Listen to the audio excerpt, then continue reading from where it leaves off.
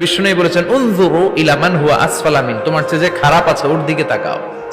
ওয়ালা তানজুর মান হুয়া আ'লা মিন, তোমার চেয়ে যে ভালো আছে ওর দিকে তাকায়ও না, তোমার চেয়ে যে খারাপ অবস্থানে আছে ওর দিকে তাকাও। অনেকে নিজের অবস্থান নিয়ে সুখী না, এরকম আছে না নাই? আল্লাহ আমার এটা দিল না রে, ওইটা দিল না রে, পাইলাম না রে, কিচ্ছু হয় না, কি করব জীবনে, হতাশ।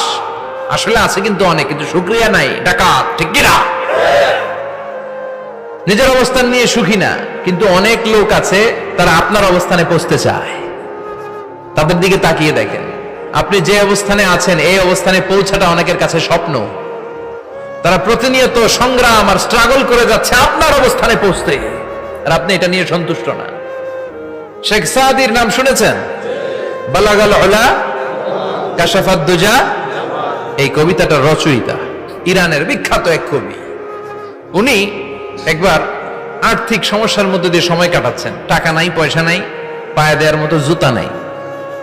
উনি খুব দুঃখ পেলেন, হায় রে, আমি ইরানের এত বড় কবি, আমার পায়ে দেওয়ার মতো জুতা নাই। দুঃখ ভরা মন নিয়ে রাস্তায় হাঁটতে বেরোলেন। হাঁটতে হাঁটতে হঠাৎ দেখলেন একটা লোক শুয়ে শুয়ে কাঁদছে, ওই লোকটার দুইটা পাই নাই, পাই নাই। উনি সেজদায় পড়ে গেলেন, আল্লাহর কাছে ক্ষমা চাইলেন, আল্লাহ অনেক দিয়েছো, শুকর আলহামদুলিল্লাহ।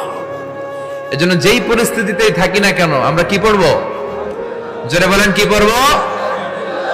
এজন্য কানাতু মিনাল ইসলাম, অল্পে তুষ্ট থাকার নাম হলো ইসলাম। সম্পদ লাগবে কিন্তু সম্পদের পাহাড় লাগবে না, ঠিক কি না? অল্প খান, অল্প পড়েন, অল্প জামান, অল্পের ভেতরে বরকত ঢুকায়া দিছে কে?